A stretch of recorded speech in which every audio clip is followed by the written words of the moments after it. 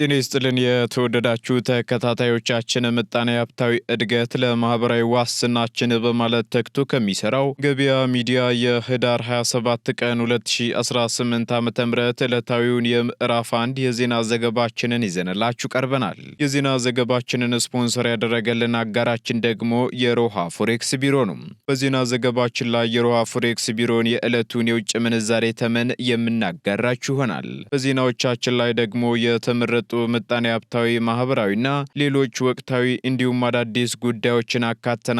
እንድትከታተሉን እንጋብዛችኋለን። በቅድሚያም አርዕስቶችን የገንዘብ ሚኒስቴር የውዝፍ ቀረጥን ለመፍታት ወለድና ቀረጥ እንዲነሱ ውሳኔ አስተላለፈም። ከዚህ በተጨማሪም ሌሎች ውሳኔ የተላለፈባቸው ጉዳዮች ይፋ ሆነዋል። በዝርዝር የምናጋራችሁ ይሆናል።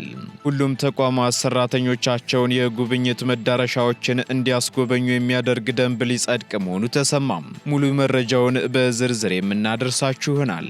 የ4 ወር ህፃን ላይ የፈላ ውሃ በመድፋት ህይወቷ እንዲያልፍ ያደረገችው ግለሰብ ጉዳይ አነጋጋሪ ሆኗል። ወንጀሉን በተመለከተም ሙሉ መረጃውን ፖሊስ ይፋ አድርጎታል። በዝርዝር እናጋራችኋለን። ከሀያት ወደ ጦር ኃይሎች መስመር የባቡር ትራንስፖርት አገልግሎት ሙሉ በሙሉ መቋረጡ ተገለጸ።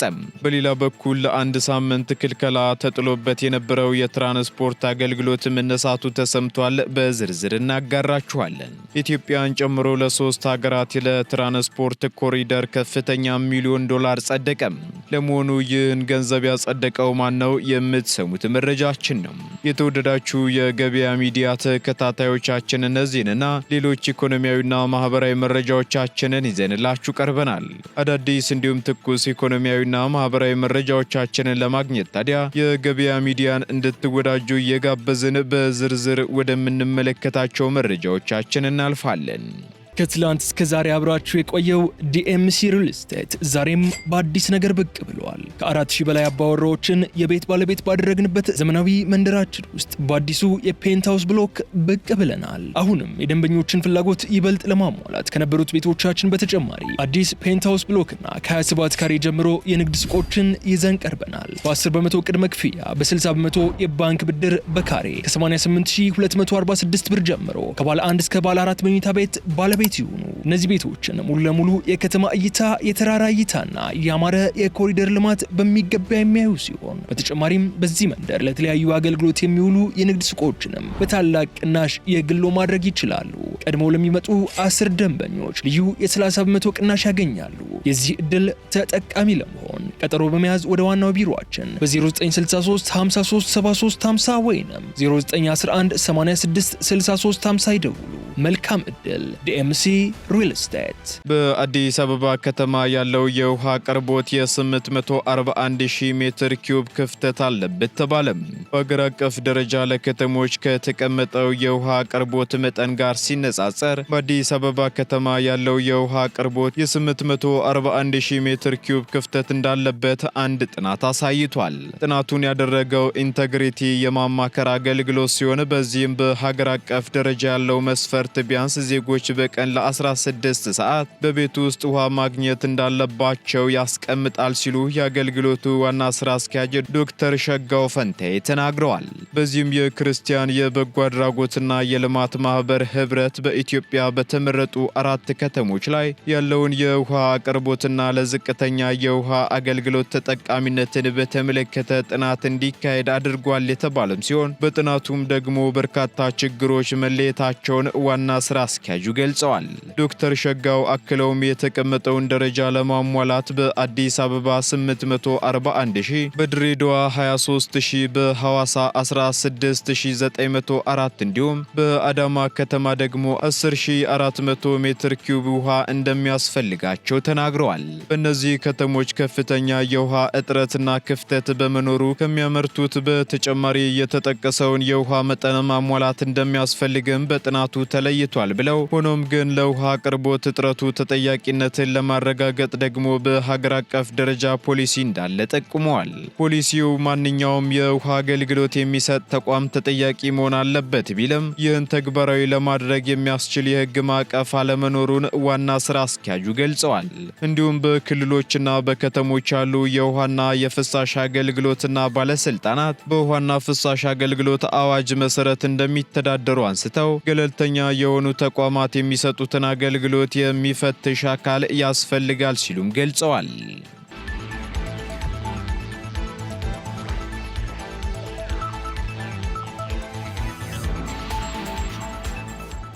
የትራንስፖርት ክልከላው መነሳቱ ተገለጸ። በጂንካ ከተማ በተከሰተው የማርበርግ ቫይረስ ስርጭት ምክንያት ተጥሎ የነበረውን የህዝብ ማመላለሻ ተሽከርካሪዎች እንቅስቃሴ ገደብ መነሳቱን የአሪዞን መንግስት ኮሚኒኬሽን ኃላፊው አቶ ደመላሽ አቦነህ ተናግረዋል። ለክልከላው መነሳት እንደ ምክንያት የተጠቀሰው ደግሞ አሁናዊው የማርበርግ ቫይረስ ስርጭት መቀነስ ሲሆን በትራንስፖርት መቋረጥ ምክንያት ማህበረሰቡ የዕለት ተዕለት እንቅስቃሴ ላይ ከፍተኛ ጫና እያሳደረ መምጣቱን የዞኑ ግብረ ኃይል ከገመገመ በኋላ ገደቡን ለማንሳት መወሰኑንም ገልጸዋል። በዚህም መሰረት ከዛሬ ህዳር 27 ቀን 2018 ዓ.ም ጀምሮ ክልከላው እንደሚነሳ የገለጹት ኃላፊው ጉዞዎች ግን ከወትሮ በተለየ በጥንቃቄ መሆን እንዳለባቸውና በመናኸሪያ የሚደረጉ የግንዛቤ ማስጨበጫና የጥንቃቄ ሂደቶች ተጠናክረው እንደሚቀጥሉ ተናግረዋል። እንዲሁም ህብረተሰቡና የተሽከርካሪ ባለ ንብረቶችም ይህንኑ በመረዳት አስፈላጊውን ጥንቃቄ እንዲያደርጉም አቶ ደመላሽ አሳስበዋል።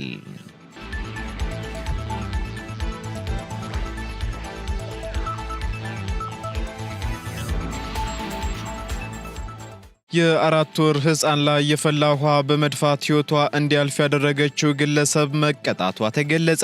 ወንጀሉ የተፈጸመው በደቡብ ኢትዮጵያ ክልል በኮንሶ ዞን በካራት ከተማ ሚሊኒየም ሰፈር ሲሆን በእናቷ እቅፍ ውስጥ ያለች ሊበን ኤርሚያስ የተባለች የ4 ወር ዕድሜ ያላት ህፃን ልጅ ላይ የፈላ ውሃ በመድፋት ህይወቷ እንዲያልፍ ያደረገችው ግለሰብ በእስራት መቀጣቷ ተገልጿል። ህይወቷ ካለፈው ህፃን በተጨማሪ በእናትየዋና በሌላ በ3 ዓመት ከ5 ወር ልጅ ላይ በመድፋት ጉዳት ማድረሷን በኮንሶ ዞን የቀና ወረዳ ፍትህ ጽሕፈት ቤት ኃላፊ ገመቹ ገልገሉ ተናግረዋል።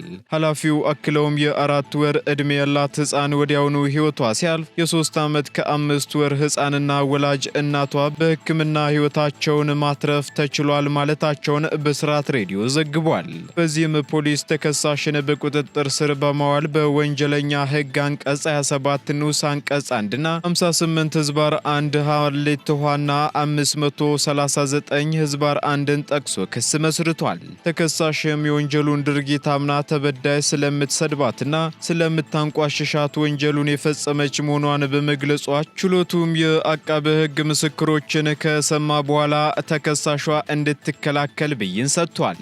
ተከሳሽ የመከላከያ ማስረጃ እንደሌላት ለችሎት የገለጸች በመሆኑ ችሎቱም እንድትከላከል ብይን በመስጠት የህግ አንቀጽ ስር ጥፋተኛ በማድረግ በ20 ዓመት ጽኑ እስራት እንድትቀጣ መወሰኑን በኮንሶ ዞን የቀና ወረዳ ፍትህ ጽሕፈት ቤት ኃላፊ ገመቹ ገልገሉ ተናግረዋል።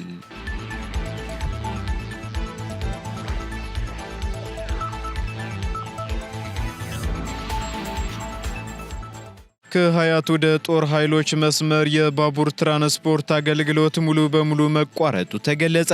በአዲስ አበባ ቀላል ባቡር ትራንስፖርት መስመር ላይ የሚገኘው ከሀያት ወደ ጦር ኃይሎች የሚወስደው መስመር አገልግሎት መገናኛ አካባቢ ለም ሆቴል መሻገሪያ ላይ በተፈጠረ ብልሽት ምክንያት አገልግሎቱ መቋረጡ ተገልጿል። ብልሽቱ የተከሰተው ደግሞ ለም ሆቴል አቅራቢያ በቅርቡ ለመተላለፊያነት በተሰራው መንገድ ላይ ሲሆን ተደራራቢ የአንበሳ አውቶቡስ መንገዱን ሲያቋርጥ የቀላል ባቡሩን መተላለፊያ የኤሌክትሪክ ገመድ በመበጠሱ አደጋው እንደደረሰ ተነግሯል። በዚህ አደጋ ምክንያት የባቡር አገልግሎቱ ሙሉ በሙሉ በመቋረጡ በወቅቱ በመስመሩ ላይ የነበረው ባቡርም ተሳፋሪዎችን ለማውረድ መገደዱ ተገልጿል። ይህን መሰል የባቡር መሰረተ ልማት ብልሽት ወይንም የኤሌክትሪክ ገመድ መበጠስ ከዚህ በፊት አጋጥሞ እንደማያውቅና የባቡር ትራንስፖርት አገልግሎት ድርጅትም የኤሌክትሪክ ገመድ ገመዱን በአስቸኳይ ለመጠገን ጥረት እያደረገ ነው ተብሏል። በዚህም የ20 ጦር ኃይሎች መስመር ተጠቃሚዎችም አገልግሎቱ ወደ መደበኛ ስራው እስኪመለስ ድረስ የትራንስፖርት አማራጮችን እንዲጠቀሙ ተጠይቋል።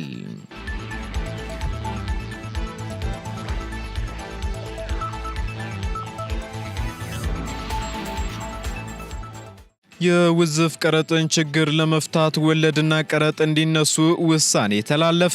የገንዘብ ሚኒስቴር ከሐምሌ 30 ቀን 2014 ዓ.ም ጀምሮ ለትምህርትና ለጤና ማስፋፊያ የፋይናንስ ምንጭ ሆኖ ተግባራዊ በሆነው የማህበራዊ ልማት ቀረጥ ዙሪያ በወቅቱ ሳይሰበሰብ በመቅረቱ በዕቃ አስመጪ ግብር ከፋዮች ላይ ተንጠልጥሎ በቆየው ውዝፍ ዕዳ ላይ የታክስ ዕዳ ማቅለያ ውሳኔ አስተላልፏል። ይህ ውሳኔ የተሰጠው ደግሞ ውዝግቡ በኮሚሽኑና በግብር ከፋዮች መካከል ውሳኔ ሳያገኝ መቆየቱ የታክስ አስተዳደር ችግር እየፈጠረ በመምጣቱ ነው ተብሏል። ሚኒስትሩ በፋይናንስ አስተዳደር አዋጅ በተሰጠው ስልጣን መሰረት ያስተላለፈው ይህ ውሳኔ ፍሬ ግብሩ መከፈሉ እንደተጠበቀ ሆኖ በውዝፍ ዕዳ ላይ የተጠየቀው ወለድና የተጣለው መቀጫ ሙሉ በሙሉ ቀሪ እንዲሆን ውሳኔ አስተላልፏል። በዚህም በተሻሻለው በፋይናንስ አስተዳደር አዋጅ ቁጥር 648 ህዝባር 2001 አንቀጽ 13 ንዑስ አንቀጽ 3 መሰረት ለመስሪያ ቤቱ በተሰጠው ስልጣን መሰረት በፍሬ ግብሩ ላይ የተቀመጠው ወለድ ቀሪ እንዲሆን፣ መቀጫው እንዲነሳ እንዲሁም ፍሬ ግብሩን በአንድ ጊዜ መክፈል የማይችሉ ግብር ከፋዮች የክፍያ ስምምነት ውስጥ በመግባት በመጀመሪያው መሰረት የታክስ ዕዳቸውን በተራዘመ ጊዜ እንዲከፍሉ የገንዘብ ሚኒስቴር ባወጣው ደብዳቤ አስታውቋል። በዚህም ይህ አዲስና መፍትሄ ሰጪ ውሳኔ ቀደም ሲል ውዝፍ ዕዳውን የመሰብሰብ ሂደቱን ለጊዜው እንዲዘገይ በሚል ለጉምሩክ ኮሚሽን ተጽፎ የነበረውን ሰርኩላር ደብዳቤ ሙሉ በሙሉ የሚተካ መሆኑን ሚኒስትሩ ገልጿል።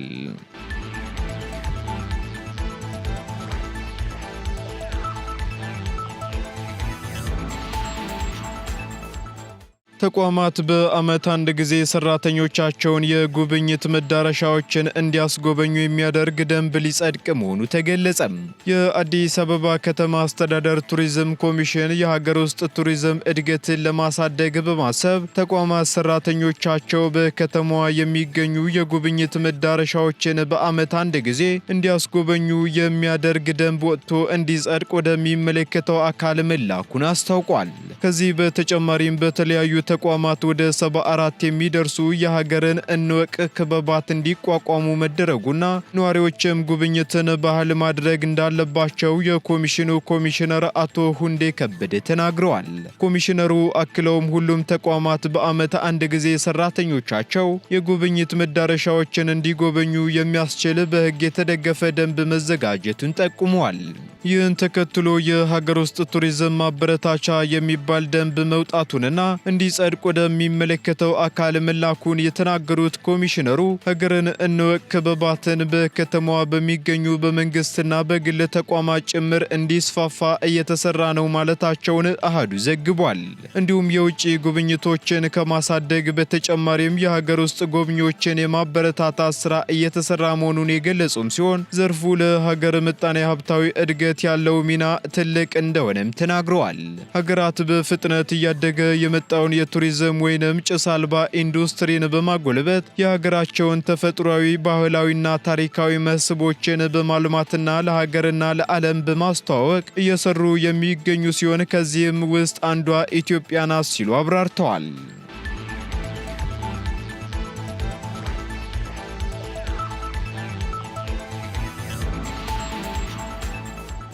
ቀጥለናል። ውድ ተከታታዮቻችን ወደ መጨረሻው ዝርዝር መረጃችን ስንሸጋገር ለደቡብ ሱዳን ኢትዮጵያና ጅቡቲ ምዕራፍ 2 የትራንስፖርት ኮሪደር 214.4 ሚሊዮን ዶላር ጸደቀ። የአፍሪካ ልማት ባንክ የዳይሬክተሮች ቦርድ ለደቡብ ሱዳን ኢትዮጵያና ጅቡቲ ምዕራፍ 2 የትራንስፖርት ኮሪደር 214.4 ሚሊዮን ዶላር ማጽደቁን አስታውቋል። በዚህም ከአፍሪካ ልማት ባንክ ቡድን የተቀና ቅናሽ የገንዘብ ማሰባሰቢያ ልዩ አቅርቦት የገንዘብ ድጋፍ ለኢትዮጵያ 181.5 ሚሊዮን ዶላር፣ ለጅቡቲ 29.71 ሚሊዮን ዶላር እና ለደቡብ ሱዳን ደግሞ 1.96 ሚሊዮን ዶላር ድጎማዎችን አጽድቋል። ፕሮጀክቱም በሶስቱም ሀገራት ዋና ዋና የመሰረተ ልማት ማሻሻያዎች እንደሚኖሩት የተገለጸ ሲሆን በዚህም ኢትዮጵያ ውስጥ የ67 ኪሎ ሜትር የፍጥነት መንገድ ግንባታና የዲጂታል የትራንስፖርት ስርዓቶች ማስፈጸምን ሲያካትት በጅቡቲ ደግሞ በ18 ኪሎ ሜትር የድኪል ሙሉድ ክፍል ወይም መስመር ማሻሻያ ላይ እንደሚያተኩርም ተገልጿል። በተጨማሪም በደቡብ ሱዳን ደግሞ የ280 ኪሎ ሜትር የካምፖኤታ ቦማ ራአድ መንገድን ለማሻሻል የሚያስፈልጉ ጥናቶችን የማዘመን ስራ ላይ ይውላል ነው የተባለው። እንዲሁም በኢትዮጵያ 50 እና በጅቡቲ 15 ኪሎ ሜትሮች ደግሞ ተለዋጭ መንገዶች የማሻሻያ ፕሮጀክቱ አካል መሆናቸውንም ባንኩ በድረገጹ አስታውቋል ሲል ስፑትኒክ ዘግቧል።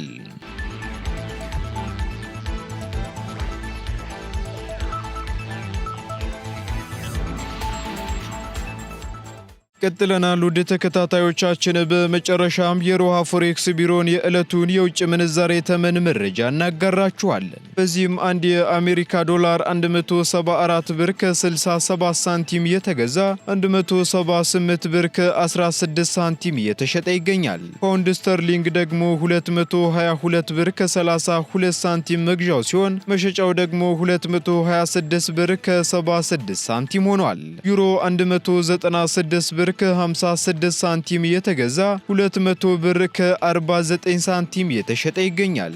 ስዊስ ፍራንክ 207 ብር ከ3 ሳንቲም የተገዛ 211 ብር ከ17 ሳንቲም የተሸጠ ይገኛል። የተባበሩት አረብ ኤምሬት ድራም ደግሞ 45 ብር ከ82 ሳንቲም መግዣው ሲሆን መሸጫው ደግሞ 46 ብር ከ73 ሳንቲም ሆኗል። የሳውዲ ሪያል እንዲሁ 45 ብር ከ26 ሳንቲም መግዣው ሲሆን መሸጫው ደግሞ 46 ብር ከ16 ሳንቲም ሆኗል። የቻይናው ዩዋን እንዲሁ 23 ብር ከ20 ሳንቲም እየተገዛ 23 ብር ከ66 ሳንቲም የተሸጠ መሆኑን የሮሃ ፎሬክስ ቢሮ የዕለቱ የውጭ ምንዛሬ ተመን መረጃ ያመላክታል።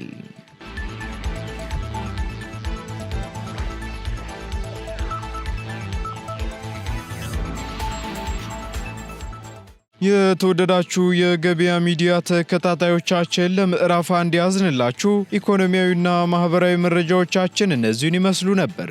አዳዲስ እንዲሁም ትኩስ ኢኮኖሚያዊና ማህበራዊ መረጃዎቻችንን ለማግኘት ታዲያ የገበያ ሚዲያን እንድትወዳጁ እንጋብዛለን። ሰናይ ጊዜን ተመኘን። ከትላንት እስከ ዛሬ አብራችሁ የቆየው ዲኤምሲ ሪል ስቴት ዛሬም በአዲስ ነገር ብቅ ብለዋል። ከ4000 በላይ አባወራዎችን የቤት ባለቤት ባደረግንበት ዘመናዊ መንደራችን ውስጥ በአዲሱ የፔንትሃውስ ብሎክ ብቅ ብለናል። አሁንም የደንበኞችን ፍላጎት ይበልጥ ለማሟላት ከነበሩት ቤቶቻችን በተጨማሪ አዲስ ፔንትሃውስ ብሎክና ከ27 ካሬ ጀምሮ የንግድ ሱቆችን ይዘን ቀርበናል። በ10 በመቶ ቅድመ ክፍያ፣ በ60 በመቶ የባንክ ብድር በካሬ ከ88246 ብር ጀምሮ ከባለ 1 እስከ ባለ 4 መኝታ ቤት ባለቤት ይሁኑ። እነዚህ ቤቶችን ሙሉ ለሙሉ የከተማ እይታ፣ የተራራ እይታና ያማረ የኮሪደር ልማት በሚገባ የሚያዩ ሲሆን በተጨማሪም በዚህ መንደር ለተለያዩ አገልግሎት የሚውሉ የንግድ ሱቆችንም በታላቅ ቅናሽ የግሎ ማድረግ ይችላሉ። ቀድመው ለሚመጡ 10 ደንበኞች ልዩ የ30 በመቶ ቅናሽ ያገኛሉ። የዚህ ዕድል ተጠቃሚ ለመሆን ቀጠሮ በመያዝ ወደ ዋናው ቢሮአችን በ0963 53 73 50 ወይንም 0911 86 63 50 ይደውሉ። መልካም ዕድል። ዲኤምሲ ሪል ስቴት